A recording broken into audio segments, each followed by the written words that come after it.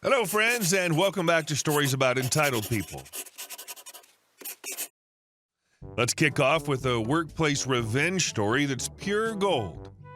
A self-absorbed coworker, Miss Narcissist, thrives on drama and attention, stringing along a suitor just to boost her ego.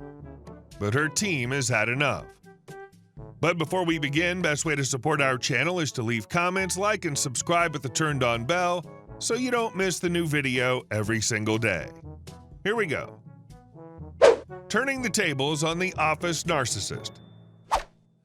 The woman I used to work with was, and still is, one of the selfish people I've ever met. She talked about her clothes, her body, who was flirting with her, and other things all day at work. It hurt because it was clear she was trying to one-up me about dating, and I had just gone through a hard split. Then it started hurting other people. Harry, who was the brother-in-law of another friend named Kay, had met her and tried to date her. Miss Narcissist was just using him for her own pleasure by bragging about his calls and other things. She wouldn't tell him that she wasn't interested because then he wouldn't pay attention to her and let her tell us her stories. Kay had a party, and we were all invited. Miss N couldn't make it, though, even though the potential beau was there. So we came up with a plan. Everyone on our small work team agreed with it, even a guy coworker. The next Monday, we started talking over our cubicle walls in a very loud voice. Male coworker, "Hey OP, Harry sure seemed interested in you at the party. Are you two going to date?" Me, "I don't know, I just met him." Male coworker, "I think he wants to go out with you." Kay, "He asked about you after you left, so don't be surprised if you hear from him." Me, "We'll see. He seems nice and he's fun to be around." I was trying to sound shady. Phone rings in Miss Narcissist's cubicle, and it's Harry, who asked the following pre-scripted question. He asked, "Hey, what do you know about OP? Do you think she'd like to hang out with me?" "I really don't know," Miss Narcissist said in a stiff voice. "You need to ask her." Our talk comes to an end quickly. We're all in pain at this point and trying not to laugh out loud. I hear the phone ring again in my room. "Hey, it's great to hear from you," I said out loud. Then there was a lot of talking, so quiet that no one could hear the words. I laughed a few times. She never asked what they talked about or brought up his name again. The best part is that he got back at her for how she treated him, and we all got back at her for the boring, self-centered crap she put us through. Here's a funny ending. I didn't even go to the party. We knew each other, though, and we were all sick of Miss Narcissist's behavior. We came up with a plan, and he was happy to go along with it. Great petty revenge, OP. Miss Narcissist sounds like she made everything about herself, so turning her tactics against her was satisfying. The whole team's coordinated effort, including Harry's involvement, was peak comedic justice. You didn't even attend the party, but you all played the role so convincingly that it shut her down entirely. It's funny how quickly her ego deflated when the attention shifted away from her. Sometimes a little office camaraderie and harmless scheming are the perfect antidote to someone's exhausting self-centeredness. And our second story. Ungrateful Couch Surfing Chronicles, when rock bottom isn't low enough. So my so-called friend Kathy has lost her house, her job, all of her cash, and nothing left to her name but a car and some things. Up until a few weeks ago, she was living in her car and storing her things. She was whining that her family and friends don't care and that only me and my friend Dave help her care. A few times we've helped out, he found her a job, and I've given him some money. The spoiled brat quits her job because it's too hard and the people are mean. They're not mean, she's just way too sensitive and can't laugh at herself when things are meant to make her laugh. But she has no problem giving other people the same crap for laughs. And the pay isn't good enough. $25 an hour to clean up a construction site? Yeah, I know. The F? When her car ran out of gas after someone sent her their last $20, she complained that she had to walk 20 minutes to get gas. Another time was when her cousin took her in, but she didn't like the house rules and how she couldn't tell them what to do, so they told her last night that it was time to leave because it wasn't working out. That's why she can't pay her rent, car insurance, or storage fees, because she lost her job and her place to live. So it makes sense that she's freaking out about being homeless again and probably losing her car and other things as well. But because I have a big heart and don't like it when other people are having a hard time because I know what it's like, I still felt bad and stupidly offered to help to pay for it and let her stay in my living room. Even though I knew what she had done before, I thought that maybe this was rock bottom and she would act differently, but I was wrong. I made a budget and sadly couldn't afford to help her, but I could still house her and her stuff, and she found another person who could help her, my friend. His offer was to pay all her car payments, including the rental and insurance. In exchange, he only wanted to use the car during the day, since she had nowhere to go and nothing to do. She agreed that everything went well. She brought her stuff over and only needed to do one more load of her stuff from her cousin's house, but it was 8:30 p.m. and he needed to get his stuff done right away, so she told him to go ahead and she'd go later. Move forward 1 hour while she's whining that it's taking too long. Keep in mind that he just filled up her gas tank and emptied her car.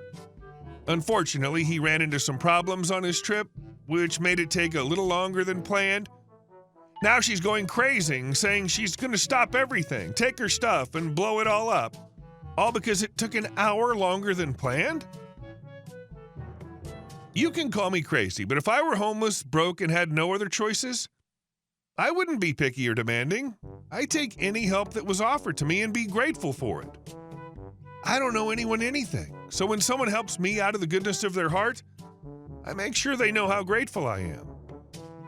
It wouldn't make sense for me to sit there and slap someone in the face and say, F you, that's not good enough. I can see why nobody close to her or her family wants to help her. She's definitely not been grateful for their help. Okay, sweetheart. When he comes back with your car, you can pack all your stuff back up and GTFO of my house with all that ungrateful, entitled attitude. Last time I tried to help her, that's for sure. I'm still just sitting here flabbergasted, like, the hell is wrong with you? The end. Wow, Kathy sounds like the ultimate entitled whirlwind of chaos. It's one thing to hit rock bottom, everyone struggles, but it's another to completely dismiss and disrespect the people who are bending over backward to help you. The fact that she's throwing fits over minor inconveniences while being offered incredible lifelines, free car payments, $25 an hour jobs, just shows how out of touch she is. Your frustration's completely valid. You and Dave have gone above and beyond. And it's maddening that someone can't even muster basic gratitude in return. Honestly, letting her pack up and move on might be the best decision for your sanity. Some people need to face reality head on before they can truly change. If ever. And our last story. Karen's threats backfired when the law stepped in. About a month ago, a couple of my friends came over for a casual hangout. We were enjoying ourselves, nothing wild, just laughter and conversation. But my wife was clearly tense, her nervous energy practically buzzing in the room. It was impossible to ignore, so I pulled her aside and asked, "What's wrong?" She hesitated for a moment, then handed me her phone, showing me a Facebook post from our neighbor, a woman I'll call Karen. The post wasn't just a complaint, it was a full-on threat. Karen had publicly declared her intention to break into our backyard and destroy all our electronics because, according to her, we were too loud. I couldn't believe what I was reading. Karen, the same woman who'd called the cops on our dog for barking and once tried to tear down part of our fence because she claimed it was 4 feet over her property, was now openly threatening us online. The next morning, I decided to address it head on. I walked over to Karen's house and knocked on her door.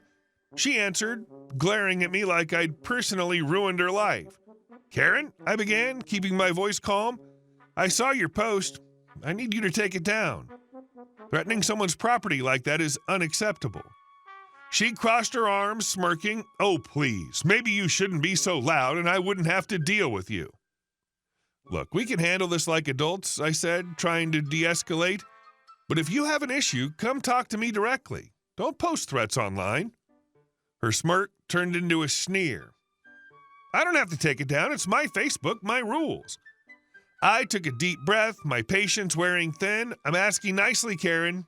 This is the last time I will." She muttered something under her breath and slammed the door. A few weeks later, while visiting my wife's aunt over the holidays, I brought up the situation. My wife's aunt is a lawyer and has been a lifesaver in legal matters for the family. I explained what had happened, Karen's history of aggression, the Facebook post, and how my wife was now 7 weeks pregnant, making us feel even more vulnerable. My wife's aunt listened carefully, then said something that completely floored me. You know, because of your job as a public official, threats like that against you fall under specific legal protections in this state. It's a Class 3 felony. I blinked. Wait, what? A felony? She nodded. Yes, any credible threat or act of aggression towards someone in your position carries a penalty of 2 to 5 years in prison. If she follows through or makes another threat, we can take legal action. She offered to draft a formal letter outlining the legal repercussions of Karen's actions. The letter was firm but professional, making it clear that any further threats or acts of aggression would not be tolerated and would be met with serious legal consequences. When Karen received the letter, she flew into a rage. She banged on our door, yelling that she was going to call her lawyer and sue us for harassment, but the truth was on our side, and her bluster quickly fizzled. After a few more heated exchanges and vague threats, she backed down. A couple months later, we noticed Karen's house was listed for sale. It seems she decided to cut her losses and move out, but not before one final petty act. She cut down the peach tree that had stood between our properties for years. Why? Who knows? Maybe she thought it would be some sort of twisted revenge? All it did was make her look even more ridiculous. My wife and I can finally focus on preparing for the baby without the constant stress of dealing with her drama. Wow. This Karen seems to be the prime example of a neighbor from hell, going from petty complaints to actual threats. The fact that she thought a public Facebook post threatening to destroy your property was acceptable behavior is mind-boggling. The final petty act of cutting down the peach tree before leaving just underscores Karen's pettiness. It's almost laughable how far some people will go to prove a point that nobody else cares about.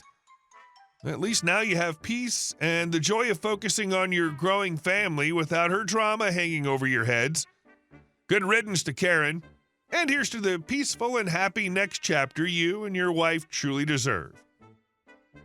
Hey guys, thank you all for watching the video. I'll see you in the next one.